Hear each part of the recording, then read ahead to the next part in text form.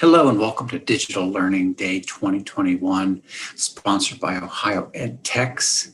This session is bringing podcasting to your classroom. I'll be the host for this. My name is Bill Mooney. If you would like to join me live for a Q&A, there's the link. So join that bit.ly, and that's a Google document where you can ask questions and I can respond. So if you have questions about podcasting, audio tools mentioned, or something else mentioned in there, again, feel free to come to that link if you're watching this live. If you're not watching this live, there's my email, bill.mooney@wosu.org. Feel free to reach out to me with the same kind of questions. Podcasting, audio tools, would love to respond to you. So again, I'm Bill Mooney. I'm an educational technology consultant with WSU Public Media. WSU Public Media is located in Columbus, Ohio. We're a radio, television station, lots of other wonderful services like WSU Classroom, which I'm part of. We do have podcasting at WSU Public Media, so definitely check out our podcasts. We've got some good ones. So I love podcasts. Work is involved in podcasts, so I want to talk about podcasts with you. So this session is about how can I bring those, podcasting to the classroom. So we're talking about, how can we integrate podcasts in the classroom, some different ways to do that. And during that time, we want to recognize the benefits of podcasting in the classroom. So as we talk about podcasting, we've seen just an explosion of podcasts and people listening to podcasts. So right at this point in time, there's over 1 million podcasts with probably 40 to 50 million episodes. So it seems like everybody's got a podcast. I think there's a book out called that. Everybody's got a podcast. You might have one. Very popular. We know that tons of people have kind of joined the market of listening to podcasts because of our cell phones having those native apps that have podcasts for free on them. So it's a free medium.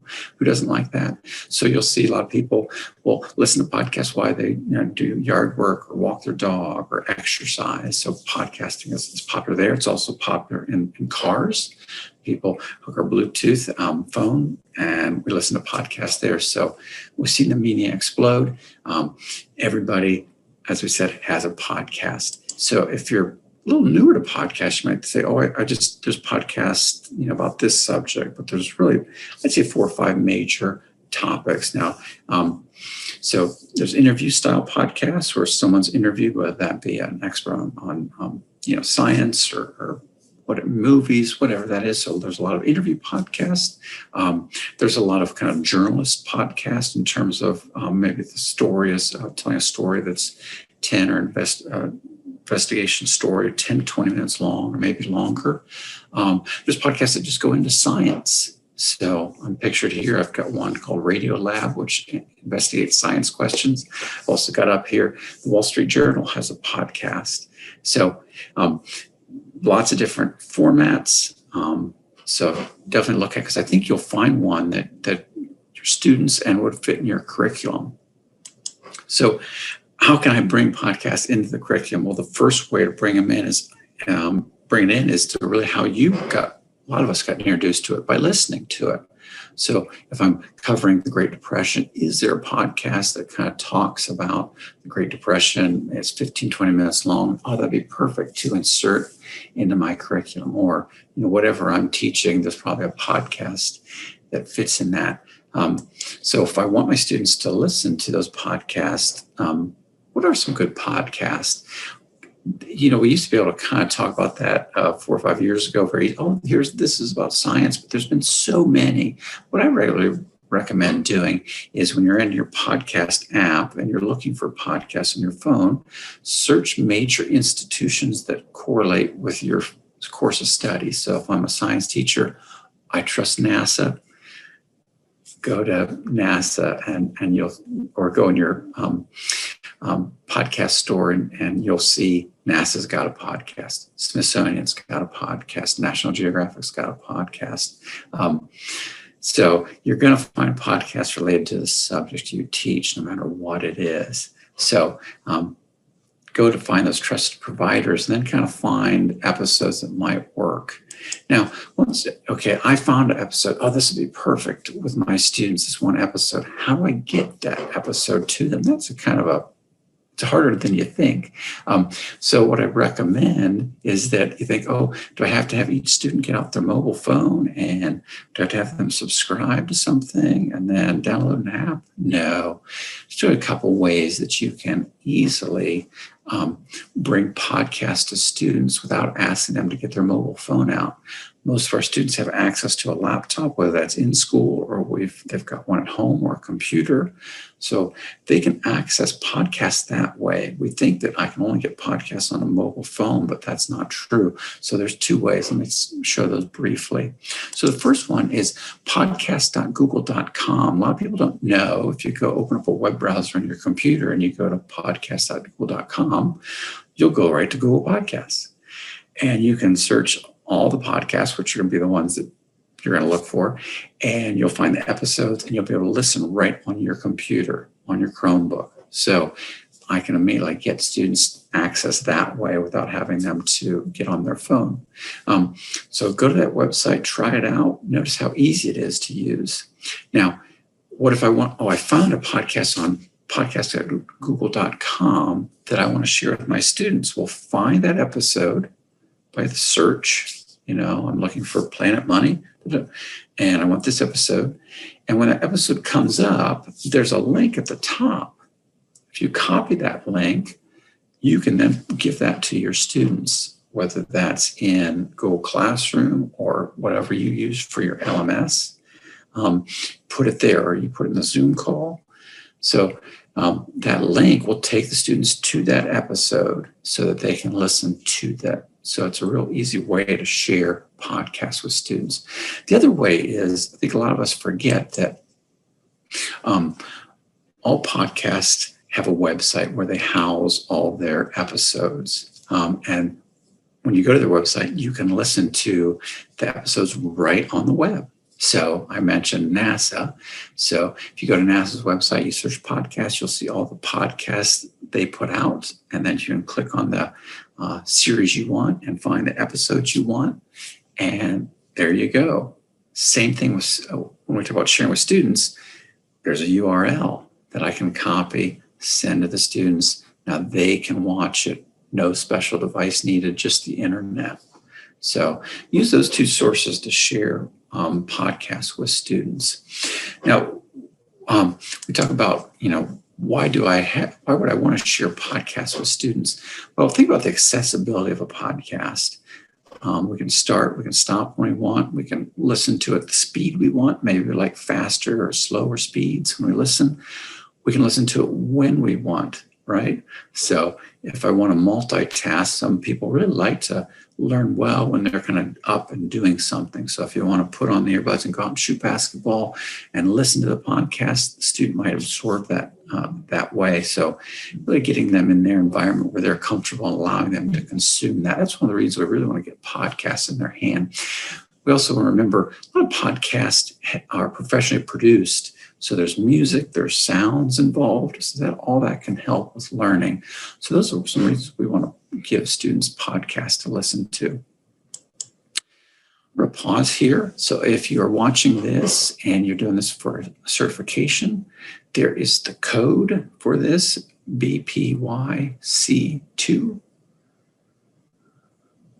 So again, if you're doing this for credit,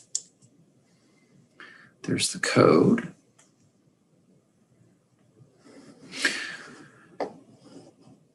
So now let's continue. So what's another way that I can get podcasts involved? Well, actually, you could do a podcast as a teacher.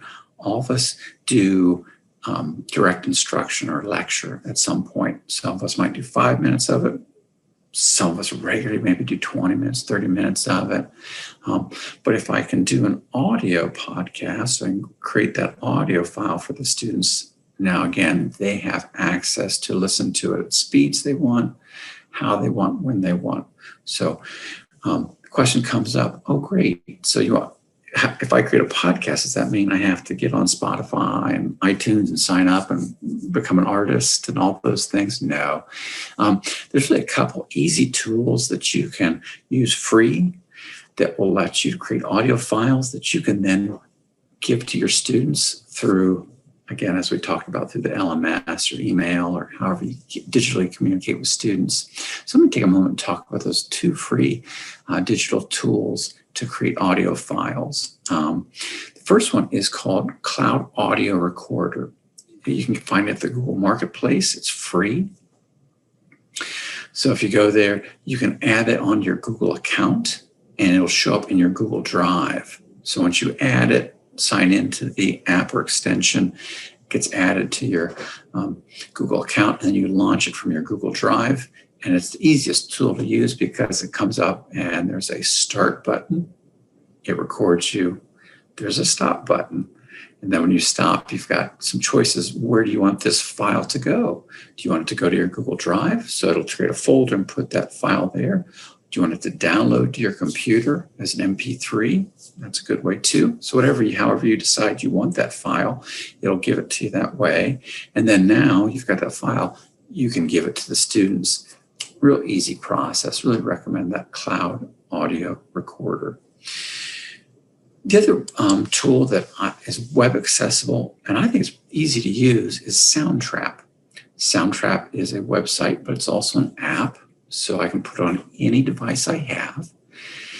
You can create a free account as a teacher, and it'll allow you to do 5 projects, 5 audio projects. Why would I use Soundtrap? Soundtrap will let you, not only will it just record you and do a nice job of doing that, let you edit that. So if you make a mistake, you can cut and clip it. But another nice thing is you can add free sounds. So if you want a sound of street noise in your audio recording, you can do that free. So really make a dynamic recording. Once you're done, you can export that out as an MP3. And again, share it to students. So Soundtrap works on any device. Really recommend looking into that. Now, obviously, we're talking about you recording there. These are also 2 good products for your students to use.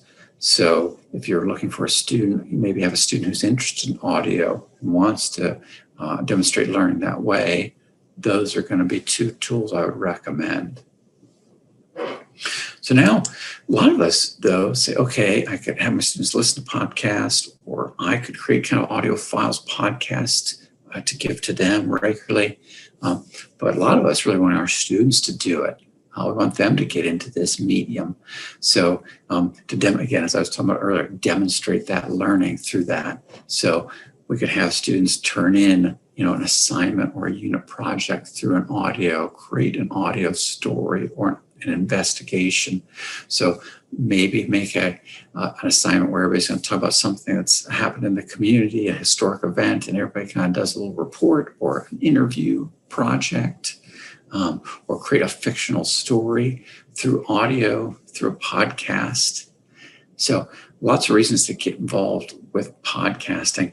Now, great way to get students involved in podcasting, get that excitement going is I work for WSU Public Media, which is part of NPR. Every winter, spring time period, NPR does the Student Podcast Challenge for grades 5 through 12. It runs January through March. I encourage you to go to their website. There's details about that competition, but it's great because that gives kids kind of a competition to reason to get together and create those podcasts. And not only what I recommend doing the challenge, I also recommend going to the website because they have great materials on podcasting, how to create podcast or audio creation. They've got lots of web tools and ideas, so just good materials. So maybe if you don't want to be part of the NPR contest, it would give you good materials, maybe just to have an in-house school or classroom competition and model it after that. So it might provide a good model. So look for that. So when my students create, why do I want them to create podcasts? Well, if you really create an audio file or a presentation, you realize quickly the process involved there. There's pre-planning that podcast or audio production. So there's the pre-planning that's good for students to do. Okay, what's the story here? They really start to have to think about honing down, what are they talking about? Then there's the process of getting the technology, understanding how to work it, and doing that. And now once I've done that and I've edited the file, there's the part of sharing that file to the students. So there's a lot of work involved in creating an audio file.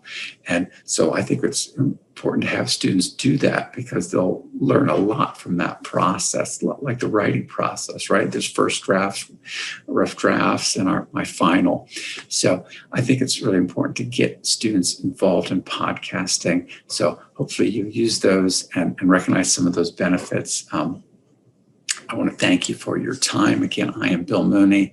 You can reach me at bill.mooney@wosu.org. Would love to talk to you about podcasting, other things. Thank you for joining us again for our Digital Learning Day. Have a good rest of your day.